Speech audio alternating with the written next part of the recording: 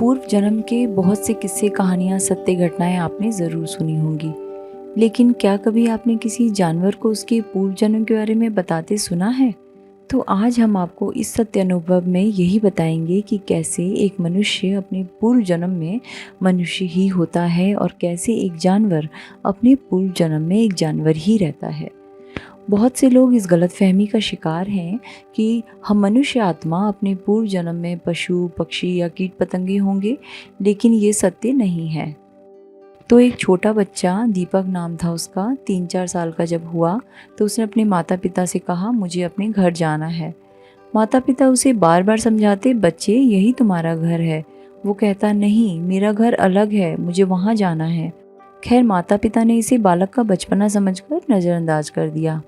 एक दिन माता पिता बच्चे को लेकर अपनी गाड़ी में घूमने निकले और घूमकर जब वो वापस अपने घर आ रहे थे तो एक मोड़ आया जहाँ से बच्चे ने कहा, अब आप यहाँ से राइट ले लो।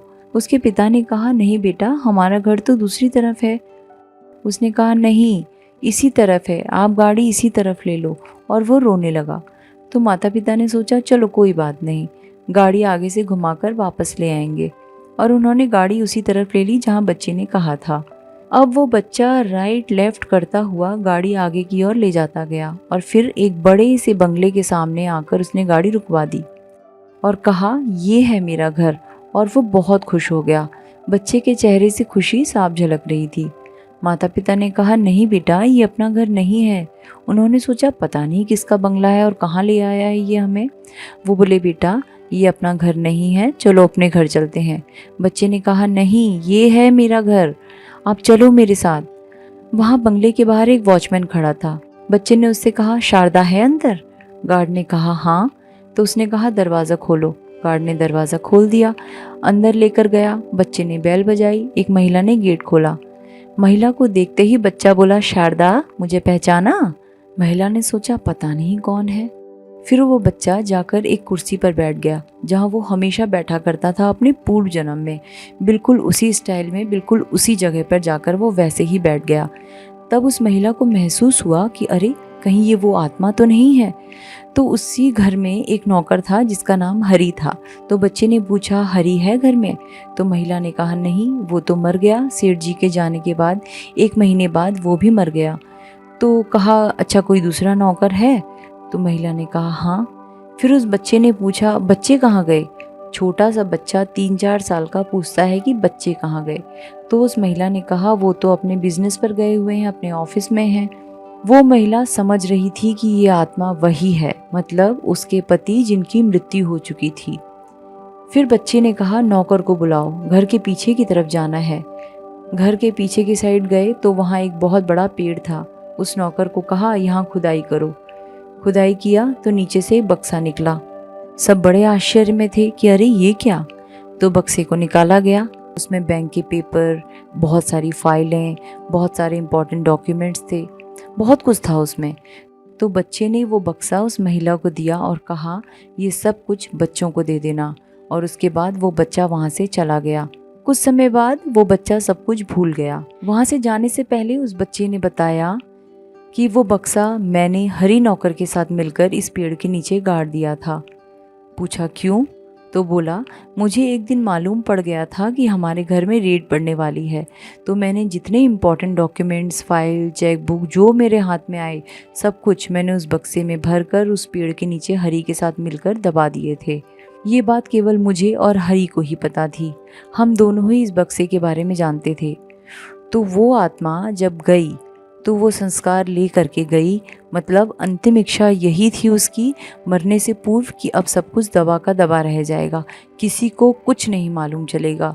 तो इस जन्म में आकर भी वो पिछली स्मृति जो उसको सता रही थी कि बच्चों को वो सब कुछ दे कर आऊँ, और जैसे ही उसने वो सब कुछ हैंडओवर कर दिया, सब कुछ अपने बच्चों को और अपनी पत्नी को दे दिया, उसको सब कुछ विस्मृत हो गया, यानी कुछ समय बाद वो सब कुछ भूल गया। फिर अपने इस जन्म के माता पिता को कहता है, चलो अब अपने घर चलते हैं। बस वो लास्ट संकल्प उसका पूरा हो गया। ठीक उसी तरह पशु भी अपना पूर्व जन्म बताते हैं कि वो पशु ही थे अपने पिछले जन्म में। एक बार एक न्यूज़पेपर में एक न्यूज़ आई थी कि एक कपल अपने कुत्ते के साथ ऐसे ही घूमने गए थे। अचानक वो कुत्ता एकदम परेशान होकर भौंकने लगा। तो उन लोगों ने जैसे ही गाड़ी खड़ी की, वो कुत्ता खिड़की से बाहर कूदकर सामने एक फार्म हाउस था उसमें दौड़कर चला गया। वो दोनों उसके पीछे पीछे भागे कि अचानक इसको क्या हो गया, ये फार्म हाउस में क्यों जा रहा है। वहाँ जाकर एक बूढ़ी माताजी बैठी हुई थी। कुत्ता जाकर उन्हें प्यार करने लगा, अपनी पूंछ हिलाने लगा। तो वो बूढ़ी माताजी भी चौंक गई कि पता नहीं किसका कुत्ता है, ये कहाँ से आया और क्यों इतना प्यार कर रहा है। इतने में वो दोनों पति पत्नी भी वहाँ पहुँचे। तो माताजी ने कहा, ये आपका कुत्ता है? उन्होंने कहा, हाँ। पता नहीं इसे क्या हुआ, इसने गाड़ी से एकदम से छलांग लगाई और दौड़ता हुआ हमें लेकर यहाँ पहुँचा है। बूढ़ी माताजी देखती रह गई कि अचानक वो कुत्ता पीछे की ओर गया और एक मचान के ऊपर कुछ ढूंढने लगा। वो काफ़ी देर तक वहाँ सूंघता रहा, कुछ कुछ ढूंढता रहा। वो बूढ़ी माताजी हंसने लगी। उन्होंने उनसे पूछा, ये कितने साल का कुत्ता है? वो दोनों बोले, 3 साल का।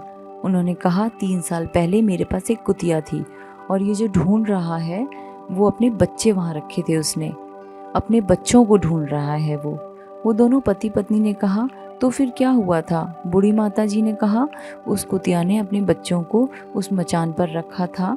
बहुत बर्फ़ पड़ रही थी, ठंड के दिन थे, बर्फ़ ज़्यादा पड़ी जिससे उसके बच्चे बर्फ़ में ढक गए थे। तो वो अपने बच्चों के ऊपर से बर्फ़ निकाल रही थी। अचानक उसका पैर फिसला, वो नीचे गिरी और नीचे एक कुल्हाड़ी रखी थी जिसके ऊपर गिरने से उसी वक्त उसकी मौत हो गई थी। ये अभी जो ढूंढ रही है वो उसके पिछले जन्म का लास्ट एक्शन था, जो उसकी आखिरी याद थी। तो इस प्रकार एक कुत्ते ने भी अपने पूर्व जन्म में ये साफ बताया कि वो पूर्व जन्म में भी एक जानवर ही था।